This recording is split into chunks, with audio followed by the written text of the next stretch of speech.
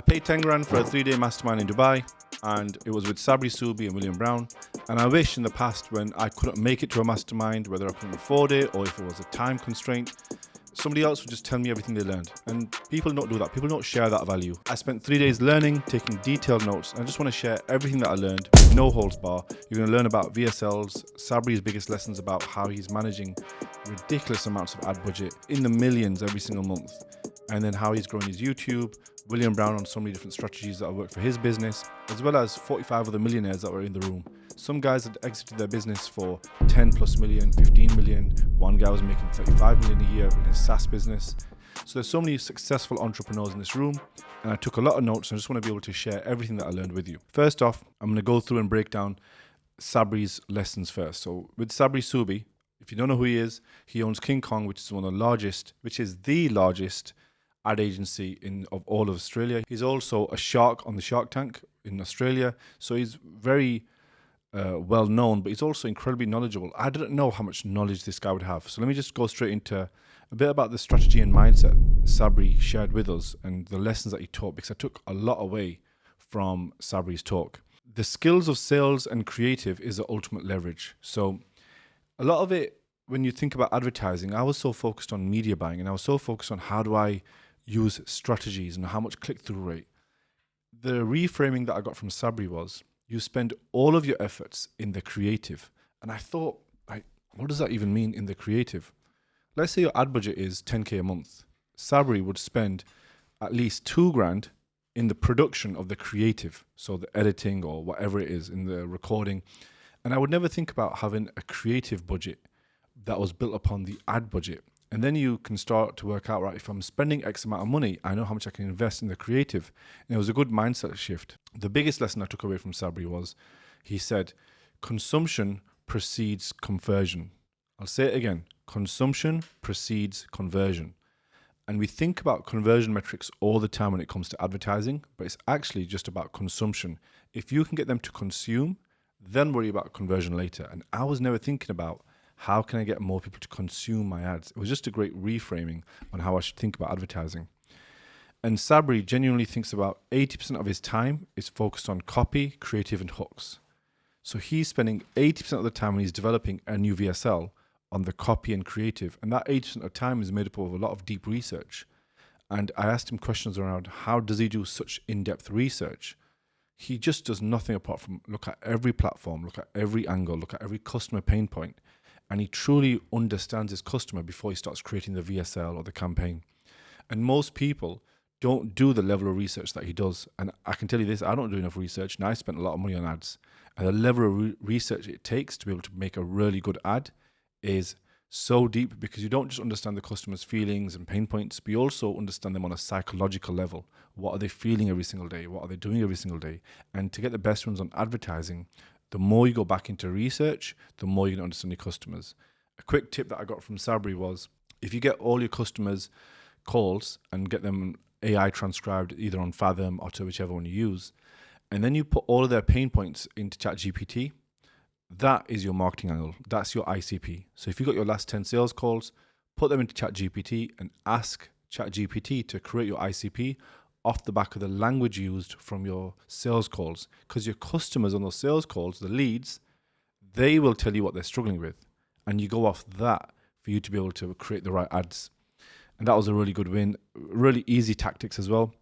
He uses something called a halo strategy, which he explained to us, and I think I'll share a bit more about that, but I don't fully understand the halo strategy, so that's something for me to look into a bit more. And it's not just media buying, it's copywriting, story, and strategy. I was thinking it's all just media buying, I need a media buyer. But the effort that they put into copywriting and the storytelling and the strategy of it all is the key. And the VSL was like something that he does so different, because VSLs are so hard. Most people start on a VSL ad when they first start advertising, and it's wrong, because you shouldn't be starting on a VSL. It's the hardest one to convert. And a big lesson I took away from the room was start on DM ads. Because if you start on DM ads, you get a lot more messages. And if you've not got an offer that's converting, you'll just have a lot more conversations, which will then allow you to go to a VSL ad later once you've got a refined offer. Most people think it's just make one offer and it will bang. But a grand slam offer takes time to create, takes deep research. And you've just got to be able to spend your time to do that. And I wasn't doing that. So that was a good reframing for me. Don't overcook the VSL. Present your pitch, then sharpen it. Speak under the fingernail of the pain point. So they spoke about under the fingernails. What is in the prospects under their fingernails for you to be able to talk to them? That's how deep you got to go. You got to think about like what is the nitty gritty thing that they're truly concerned about, and the exact real world messaging that they use on their Reddit, Google, and short emails. So if you look at different platforms, look at the exact words and language your prospects use and use that in your ads. If they use a certain phrase in their certain industry, you want to be able to use that. He talks a lot about how to recognize the patterns, keeping the patterns the same for them. And he talked about pattern interrupts, on how you can create pattern interrupts in his ads, but also how he wants them to feel familiarity. Like this background right now you're in. I make sales consulting and fractional sales content. This is actually not the most productive for a sales consultant because I'm not showing sales books, I'm not showing a sales office. So I could make this video right now, this video even better if I was showing a pattern that you'd recognize. If imagine there was a live call center behind me, that would make you believe even further that I make sales specific content for my audience. And the next point Sabri talked about was just to cut the fluff on how if he's doing advertising, he'll spend 20% in a testing budget away from his current budget. So he'll have new campaigns that are testing new ideas whilst the other ones are going. What a lot of people do is they'll stop spending on their current campaign to test. Your testing budget is separate to your actual budget, and you've got to be able to have those two separately so you can continually test new ideas whilst reaping the rewards from your current ones. Copy and data, he went through some great tips with using Hemingway, and the Hemingway editor is really good because you want to make sure all of your text is under grade 5 language, so you want to make sure it's highly understandable. And then you can use 11 Labs to say your scripts for you as well. So he came up with some crazy AI tools, a lot of editing tools that you can make your copy even better and make it more enticing and make it more detailed. And what Sabri did was he hired a data scientist to truly understand data and make great decisions. So he has a data scientist in his company that can look over everything, and all the big media buyers don't just rely on just what they can see in their ads manager. They actually get a data scientist in to look through everything and track hook rate and hold rate. So there's a thumb stop inside the ads manager. You can see how many people have watched the first 3 seconds. He's also looking at which ads are getting watched longest, not just which ones are getting a high click-through rate. Most marketers are only looking at which ads are getting the most click-through rate, but you want to look at how long are people retaining attention for with specific ads, so then you can adjust them as you go along. Sell the click, not the product. This was a good tip because if you sell the click, you will just get them onto the next page. So if I was selling you sales consulting services online, I would say, if you want to find out more about how we can place a sales rep into your business, click the next link. Instead of saying, are you a business owner stuck? We can show you on how we can generate you more sales with your current team with our fractional service. It's like I'm selling the product in the ads rather than just the next step. Sell the next step and you're going to get far more conversion. And regarding ads and scaling, they just kept emphasizing how creative volume is the king about launching ads, how many hooks, angles, and most people just do not test the volume they need to. So this is why you've got to be willing to spend money. If you've got a bit of money, you just got to spend it, just like I've been spending it. And it's hard because you work so hard to generate all this money, and then you just spend it in advertising to test an idea. And it's a very hard mindset to get through because let's say you've just made your first 100 grand and now you got to spend 50 grand of that in testing. I've spent at least 60 grand in testing, and it's just not an easy road because most business owners want the win way earlier than it's going to come. And he's testing a lot of static images and he's creating a narrative with those static images, checking which hook, which angles convert the best. Then he can make ads off the back of that. No different to when Tim Ferriss wrote his book. He tested on Facebook ads which book 4-Hour Workweek was the final one, but he tested many different titles before he decided to go for that title. And most people don't test and run advertising spend for their ideas, and sometimes you got to be able to do that. Maybe that's called research and development in terms of ads. Using big bold benefits and open loops, a mind reading copy, so you want to feel like the copy is actually reading their mind, and just making like big bold benefits. So it's really clear on how it benefits them, why they need to click, why they need the thing. And keep ads separate for accurate testing. So what most people don't do is they don't manage their ad creatives and ad campaigns in an intelligent way, and it ends up hurting their business because they can't make correct decisions. I'll give you an example. One of our clients recently, he dropped an ad and we looked into his high rows, the ad that he dropped was the least converting ad off the back of, it was the one not getting opt-ins, but it was the ad that the setters were calling from in the dialer and then booking people in from. So that ad, it was actually booking him sales from the setting team, not on the ad, but he dropped it. So then the setting team suffered. And you've got to be able to look at everything with your ads, not just on a top level of which one's getting the most clicks. In tools and conversion, just some tips that we got, which was convert.com for TikTok, and you can use Descript to edit your VSL. And that was a good tip that I got from Sabri, which was he sorts his TikTok feed with convert.com, looks at which one's doing best, and then he can make some of those ads or make some of those pieces of content that are already doing well. And then Descript, you can edit your VSL like you're editing text. That was some tips on tools, testing ideas with AI, then validating, running your best VSLs as ads, and then tweaking monthly. So just run your VSL as an ad. And I never thought to do that. We just think about running ads as ads, but you can actually run your VSL as an entire ad. And using custom metrics like hook performance tracking, which I mentioned earlier, you want to check the thumb stop metric on your ads manager to see which ads are lasting the longest, which ones are being watched. And now Sabri's bit was done. And now we were speaking to William Brown and other people in the room and having an open discussion. And we were talking about creating a clone that works. And it's a great business strategy because one of the bottlenecks in the business currently is me, my time, my attention, and I can only do so much. There's 5 things that should have happened yesterday, but I couldn't get to them in time. So what I can do is follow the Mr. B strategy of creating a clone of me, hiring someone, paying that person enough money, that person spends 6 months with me and just becomes my clone. And until they know as much as I know, then they can go ahead and be in my business. And the more people that you can clone inside your business like you, the more your business can grow. And I never thought of like hiring people. So their job is to become me. Their job is to become my clone. Never even thought of that. We spoke about my sales audit offer because I offer a sales audit for around $2,000. And that sales audit does really well. But now we should be pushing that sales audit maybe in our advertising, because then that can lead to our fractional service or consulting service. And that sales audit is so in depth. We go through so much detail on the business. We cover the entire sales function. We look at their marketing. We look at their sales calls. We mystery shop them. We look at their tech. We look at the systems, sequences, workflows. We look through every single bit of data from setters and closers. And the amount of work we do for that 2K, the business owner usually feels blown away, and then what they want to do is invest in our services after. So I want to just actually push that a bit more. Multiple offers after mastery.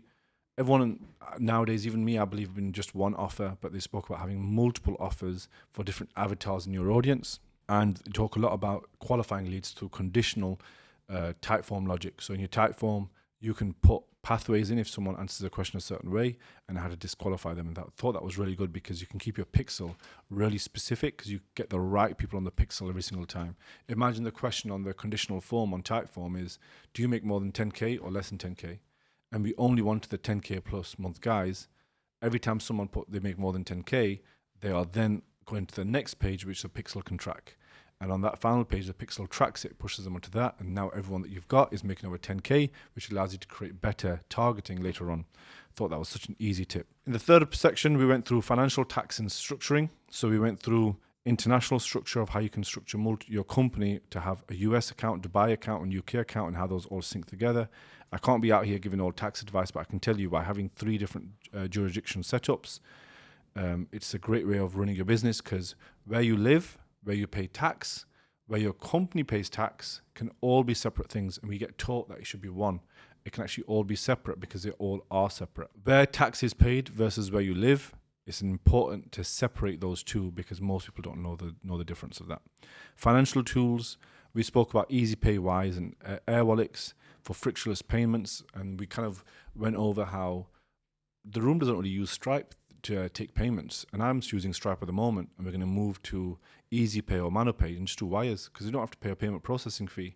So we're just going to start doing more wires than actual Stripe. And obviously the chargebacks, if you're a business with high volatility sales, you're less likely to get a chargeback as well. All right, let's go into YouTube. We spoke a lot about YouTube on how to actually get growth on YouTube. You can see in this channel, if you're wanting to encourage my growth, if you're wanting to grow my channel, keep watching, but also share and comment. comment below that you're still watching. Just say, hey, I'm here, I'm watching, I support this channel. YouTube recognizes it and they want to be able to push the right people who are getting interaction and watch time. So if you can do that for us for a second, please do. And videos that solve the pain or sell the dream style. So some people make videos selling this dream lifestyle and some people make videos selling the pain. I make videos selling the pain. I'm not showing no cars, watches, that's none of my shit. What I want to do is build my business and share business tactics. And for the people that are serious, they'll watch it. I don't need to show just lifestyle stuff. It was good to separate that. And a mix of wow with social proof. So you want to be able to add a wow element into your content and social proof in your content. I don't show enough proof. I worked for a company that did 48 million revenue. I was training 400 salespeople, but I don't show that in my content. So now what I want to do is actually show screenshots of my work of maybe company's house on the actual tax paid on that money. And people can see that actual proof of the stuff we've done because we play down how important proof is. Titles and thumbnails, 80% of a video is the actual title of the video, thumbnail and the hook. 20% is the actual video itself. So we went over a lot of YouTube strategies in detail about how you can track everything using Hyros. So what I'm doing now is putting specific UTM links of every YouTube video unique on Hyros so we can track which video someone came from. I never even did that before. Having segmented content, 5 different content buckets you'll see on my channel. I have podcast, I do a vlog, I do direct camera like this one. I'm just doing a good variation of content. You've got to just go as hard as you can on the value. So that was a good tip. And then retargeting viewers to consume your VSL. So people on YouTube, retarget them, get them to watch your VSL. So you might get hit with my VSL now. And if you do, let it happen. Don't watch it. It might be for you. So yeah, that was a good strategy. We moved into Instagram. So we started talking about Instagram on how the selfie DM videos. So if you follow my Instagram right now, you'll get a selfie video from me. I want you to follow my page. It's Usman Kayani Official. And what my team will do is send you a video, just me introducing myself. If you want to see how I've done that, that's an easy win for you. And make sure you follow when you do that. Don't just send a message. Follow and then tell me you watch this YouTube video, and then we'll share you the welcome message so you can copy it for yourself because it's going to massively increase conversion. And build out ManyChats or GHL pipelines of an automation. We use HubSpot, so we want to link our ManyChats in HubSpot so any DMs or any conversations we're having can come over. And having a lot of creative angles on Instagram. I'm not as creative on my Instagram, so I'm trying to do a lot more stories. Just trying to be more strategic on Instagram rather than just thinking about YouTube alone, because Instagram is still a win. You can still close a lot of deals off it.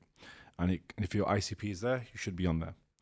Sales and VSL strategies. So here was some good strategies around VSL. It should mirror your best pitch, just cleaned up. Tap into the real market pain. So make sure you truly understand the market pain. We went through this earlier, but I just want to mention it again with some VSL notes.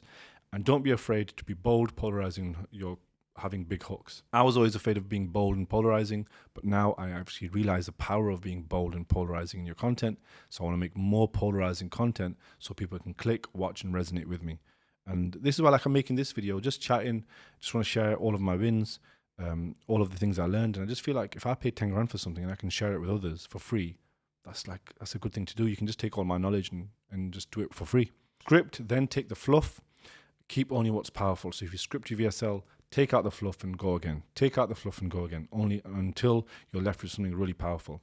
Copy and market research. Use tools like Fathom, which I mentioned before, to listen to your sales calls, get those pain points, and create your ICP. Use market lingo like the patterns that you see already.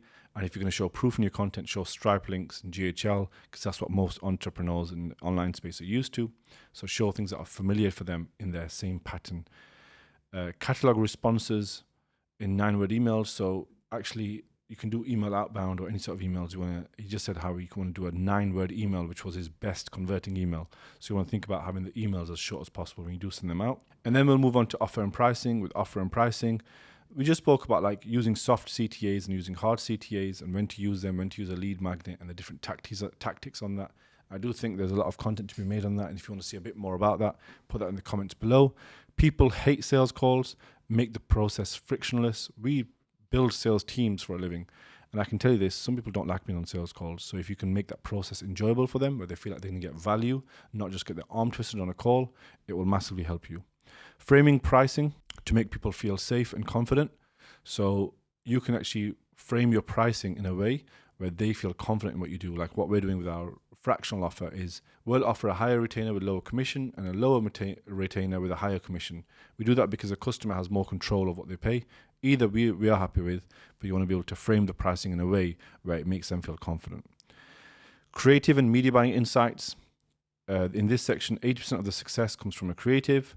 ROAS matters less than net cash. So you want to measure net cash in the bank, not just ROAS.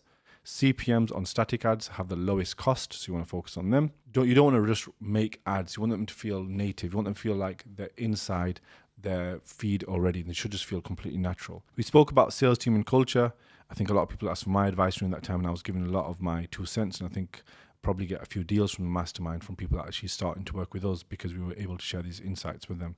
But you want to be able to distribute your team in a way where you can actually build a sales team that's high performing and going to get you a lot of results. We spoke about Sabri's setup for his head of content. He's got head of distribution, a videographer and editors, how he's setting that up and how it all looks.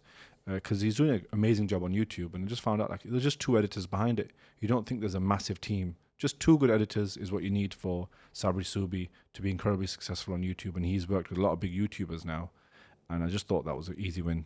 And in leadership, a good tip that I got was about spoiling your team so they don't feel like they ever want to leave.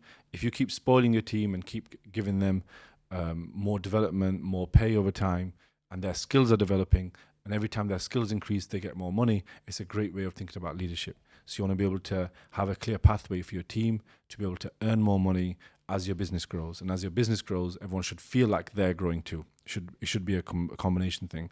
And then your staff are actually in 2 different buckets. Some of them are in a season of learning where they need to learn the job and be actually really good at the job. And some of them are in a season of earning where they should be getting paid more. And you recognize the differences between you need to get them to learn, and then they're doing the job, and then they're getting you results. And after they get new results, they earn more money. And then you repeat that cycle between them getting results for you. And let's say it's for YouTube growth, your YouTube channel actually starts to grow, then you want to pay them more because then it drives more incentive for them to do that same process again. We went through some sales team habits, which I gave a lot of 2 cents around: morning meetings, war stories, projections.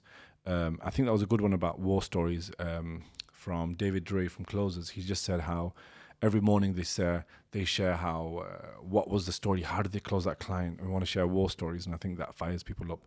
I think that's a good thing to do in my sales meetings as well. And the daily summaries from YouTube. So solve the problems and sell the dreams in every video. So you want to be able to solve a problem in the video. This problem that I'm solving in this video is you might not be able to afford 10 grand or have the time to go to Dubai, but I've got it here for you for free, so I'm solving that problem. Reverse engineers top performers, track ideas, hooks, and themes that work. So go super into detail about that. On day 3, William Brown spoke in the beginning, and he went through his done-for-you strategy on how he manages his clients on WhatsApp and has a Google folder for each one and how he organizes it. I thought it was pretty good how he's making 400-500 grand a month, and he's just running it on WhatsApp, and he's just not confused it all. Just had a really simple format, and I'm quite complex with systems, so he just was so simple, so easy, and not making it complicated. I actually really liked it on how his setup was. It's not for me because I am way more systems orientated. He's way more creative, but I did like the way he set his up. And then number 10 is tools, software, and systems. Hyros, if you're using it properly, you need to actually set it up properly. I've already got Hyros, but I think it could be set up properly. Descript for VSL editing, Fathom AI for research, prospecting questions, Convert.com for A/B testing, SalesKick for sales team tracking, Air Wallets and Wise for payment systems, and TikTok extension, which was the Convert.com to see which content is actually converting the best. Then in the last part of it, we went through a book and how to actually write a book, because Daniel Priestley has a software called Book Magic, and you can use that software to write yourself a book, release a book, get tips on writing, and that's something that I'm going to be doing soon just to see how that software actually works. And then I just wrote some other additional things down about the mastermind offer idea. Should I run an extra 50k mastermind for my business for high-level business owners on 7 and 8 figures? I've not launched one yet, but I'm thinking about doing it. Alchemy of Self, which was a Sam Ovens Alchemy of Self. I've not done mine, so maybe I should do that. Use a video game strategy, save your progress every time and save your money. I never thought about that, where I've not been saving a lot of money recently because I've been reinvesting in the business.